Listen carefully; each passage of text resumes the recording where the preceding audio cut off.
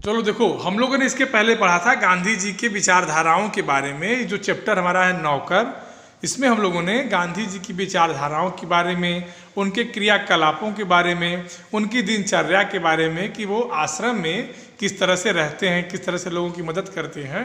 तो उसी क्रम में हम लोगों ने ये देखा था कि अंतिम पैराग्राफ में हमने देखा था कि तालाब की भराई करने वाले जो मजदूर थे उनके लिए उन्होंने क्या किया था, भोजन बनाया था। अब देखिए अगले पैराग्राफ में गांधी जी क्या कहते हैं कि दक्षिण अफ्रीका में रहने वाले भारतीयों के जाने माने नेता के रूप में गांधी भारतीय प्रवासियों की मांगों को ब्रिटिश सरकार के सामने रखने के लिए एक बार लंदन गए। वहां उन्हें भारतीय छात्रों ने एक शाकाहारी भोजन निमंत्रित किया। छात्रों ने इस अवसर के लिए स्वयं ही शाकाहारी भोजन तैयार करने का निश्चय किया था। तीसरे पहर 2 बजे एक दुबला पतला और छरहरा आदमी आकर उनमें शामिल हो गया और तस्तरियां धोने, सब्जी साफ करने और अन्य छिटपुट काम करने में उनकी मदद करने लगा। बाद में छात्रों का नेता वहां आया तो क्या देखता है कि दुबला और पतला आदमी और कोई और नहीं, उस शाम को भोज में निमंत्रित उनके सम्मानित अतिथि गांधी थे। देखो एक और उदाहरण गांधी जी की शालीनता का, विनम्रता का। कहते हैं कि एक बार वो लंदन गए थे। जो भारतीय छात्र, जो भारतीय लोग थे, जो दक्षिण अफ्रीका में जो भारतीय लोग रहते थे, उनके बात को रखने के लिए वो एक बार कहाँ गए, लंदन गए। और लंदन में गए तो वहाँ जो स्टूडेंट रहते थे, जो भारत के स्टूडेंट थे, भारतीय छात्र थे, उन्होंने उनको भोजन के लिए बुलाया। और बेटा जब भोजन के लिए बुलाते हैं तो उन्हें शाकाहारी भोजन खिलाते हैं। और शाकाहारी भोजन खिलाने के लिए उन्होंने खुद को खाना बनाया, किसी हलवाई को नहीं रखा। तो जब वो खाना बना रहे थे तो क्या देखते हैं कि एक दुबला पतला सा आदमी आता है और अपने हाथ से खुद प्लेटों को धोता है। तो जब उसी ग्रुप का एक छात्र नेता होता है, वो आता है तो क्या देखता है कि जो प्लेट धोने वाला आदमी था वो कोई और नहीं था, स्वयं में कौन थे, गांधी जी थे। ठीक, गांधी दूसरों से काम लेने में बहुत सख्त थे, लेकिन अपने लिए दूसरों से काम कराना उन्हें नापसंद था। एक बार राजनीतिक सम्मेलन से गांधी जब अपने डेरे पर लौटे, वह उस रात हो गई थी। वे अपने कमरे का फर्श बुहार रहे थे। उस समय रात के 10 बजे थे। एक कार्यकर्ता ने दौड़कर गांधी के हाथ से बुहारी ले ली। बुहारी माने होता है झाड़ू। बुहारी माने क्या होता है, यहां लिख देते हैं, बुहारी माने होता है झाड़ू। बुहारी माने बेटा होता है झाड़ू, साफ करने वाला। कहते हैं कि गांधी जी अपना काम स्वयं करते थे, किसी से कराने के पक्ष में नहीं होते थे। इधर रात में 10 बजे वो एक कार्यक्रम से आए तो अपना कमरा साफ करने लगे। तो एक जो उसी आश्रम का एक कार्यकर्ता था, उसने दौड़कर गांधी जी से झाड़ू हाथ में ले ली। जब गांधी गांव का दौरा कर रहे होते, उस समय राजविधि लिखते समय लालटेन का तेल खत्म हो जाता, तो चंद्रमा की रोशनी में ही पत्र पूरा करने का पसंद करते थे, लेकिन सोते हुए अपने किसी थके हुए साथी को नहीं जगाते थे। 9 खाली पदयात्रा के समय गांधी ने अपने शिविर में केवल 2 आदमियों को रहने की अनुमति दी।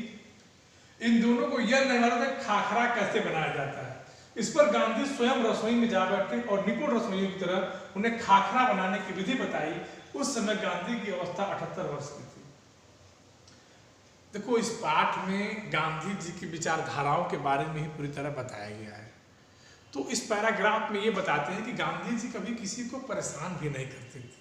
अगर मान लो कोई पत्र लिख रहे हैं, कोई लेख लिख रहे हैं, अगर रात में अगर मिट्टी का तेल खत्म हो जाता है तो किसी को जगाते नहीं हैं।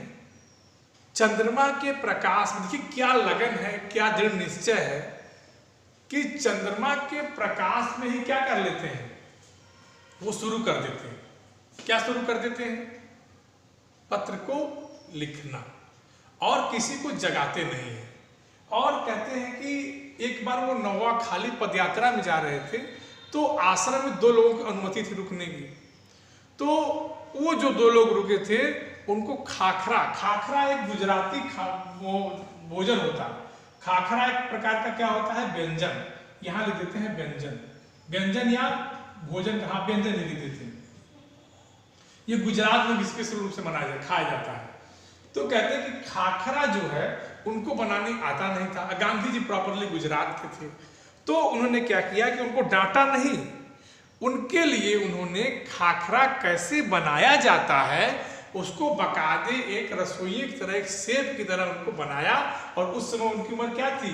78 ईयर्स। 78 माने ये होता है 78 ईयर। ठीक। कहते कि गांधी जी को बच्चों से बहुत प्रेम था। अपने बच्चों के जन्म के 2 माह बाद उन्होंने कभी किसी दाई को बच्चों की देखभाल के लिए नहीं रखा।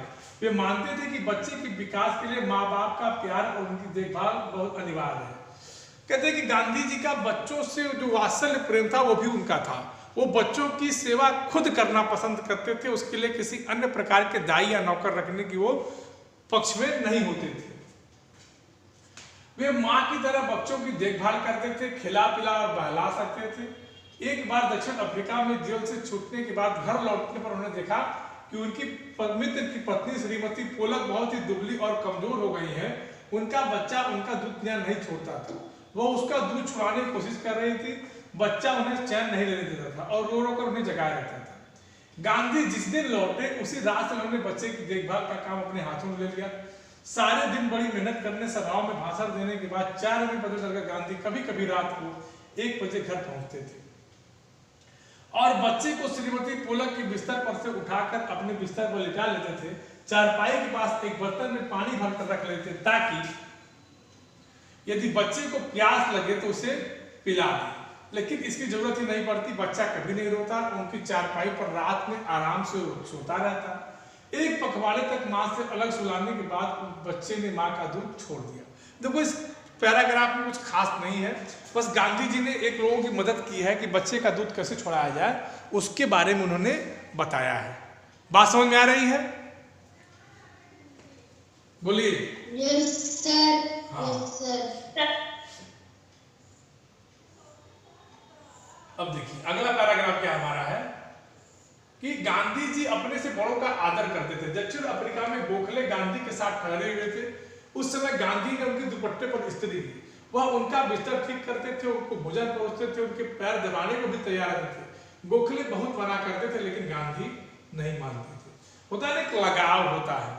तो एक गोपाल कृष्ण गोखले थे, गांधी जी उनको बहुत मानते थे। वो उनकी हर काम किया करते थे, उनका कपड़ा प्रेस करते थे, उनके लिए भोजन बनाते थे, उनका पैर दबाते थे, हालांकि वो मना करते थे।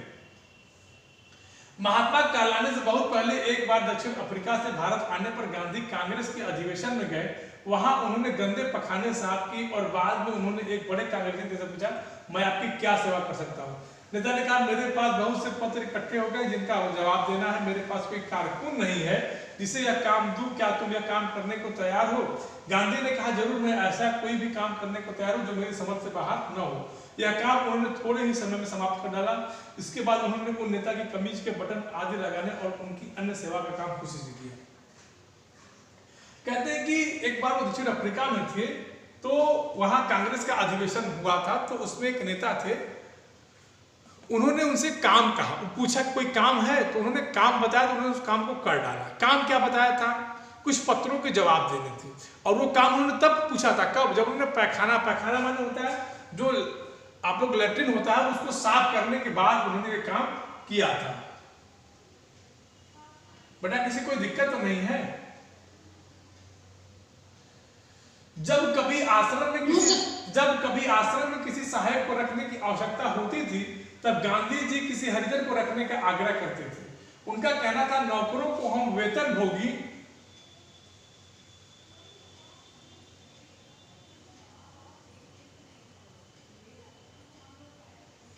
कहते हैं कि उसका वेतन भोगी मजदूर नहीं, अपने भाई के समान मानना चाहिए। इसमें कुछ कठिनाई हो सकती है, कुछ चोरियां हो सकती है, फिर भी हमारी कोशिश सर्वथा निष्फल नहीं जाएगी। देखो गांधी जी भाईचारे को बहुत मानते थे। उनका यह मानना था कि सब मनुष्य आपस में बराबर है, सब ईश्वर की रचना है। कहते थे, ईश्वर अल्लाह तेरो नाम सबको सन्मति दे भगवान। तो जब कभी आश्रम में कर्मचारियों को रखने की बात आती थी तो गांधी जी हरिजन वर्ग, जो समाज का निचला तबका है, उसको रखने का प्रयास करते थे ताकि उनको ये लगे कि हमको मजदूर नहीं चाहिए, हमको भाई चाहिए। हालांकि अगर मान लीजिए इसमें हम असफल होते हैं, मान लीजिए वो चोर निकल जाता है तो कोई बात नहीं, एक निकलेगा, 2 निकलेगा, सब थोड़ी चोर निकल जाएंगे। तो कहने का मतलब है कि हमारा प्रयास जो है कभी निष्फल नहीं होगा। उन्हें यह मालूम ही न था कि किसी को नौकर की भांति कैसे रखे। एक बार भारत की जेल में उनके कई साथी कैदियों को उनकी सेवा टहल का काम सौंपा गया। एक आदमी उनके फल धोता काटता, दूसरा बकरियों को धोता, तीसरा उनके निजी नौकर की तरह काम करता, चौथा उनके पखाने की सफाई करता। एक ब्राह्मण कैदी उनके बर्तन धोता था, 2 गोरे यूरोपियन प्रतिदिन उनकी चारपाई बाहर निकालते थे। ठीक, गांधी जी सबके साथ मित्रवत रहते थे, भाईचारे के साथ रहते थे, कभी नौकर को नौकर समझते ही नहीं थे।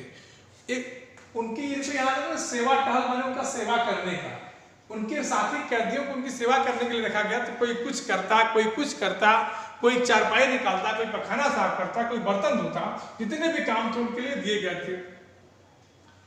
गांधी ने देखा कि इंग्लैंड में ऊंचे घरानों में घरेलू नौकर को परिवार का आदमी माना जाता था।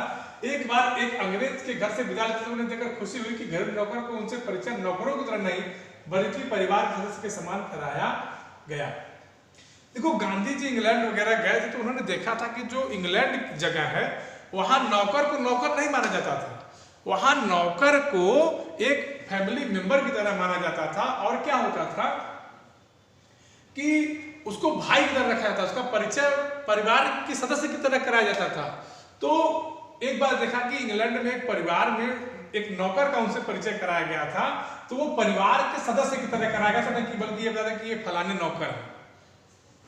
एक बार भारतीय सज्जन के यहाँ काफी दिनों तक ठहरने के बाद गांधी जब चलने लगे तब उस घर के नौकरों से उन्होंने विदा ली और कहा, मैं कभी किसी को अपना नौकर नहीं समझता, उसे यह भाई बहन ही माना है, और आप लोगों को भी मैं अपना भाई समझता हूं। आपने मेरी जो सेवा की उसका प्रतिदिन देने की सामर्थ्य मुझ में नहीं है, लेकिन ईश्वर आपको इसका पूरा फल देंगे। कहने का तात्पर्य कि गांधी जी सबके प्रति कृतज्ञ रहते थे, सबका उपकार मानते थे, कि वो नौकर को नौकर नहीं समझते थे, और बल्कि अगर कोई उनकी सेवा कर देता उसका वो उपकार मानते थे, उसका एहसान वो मानते थे। अब बताओ बेटा, किसी को कोई दिक्कत, कोई चीज जो ना समझ में आई हो, बोलिए। इसका पीडीएफ हम आज एक बार आज शाम को भेज देंगे, आज शाम को क्लास ग्रुप पे भेज देंगे।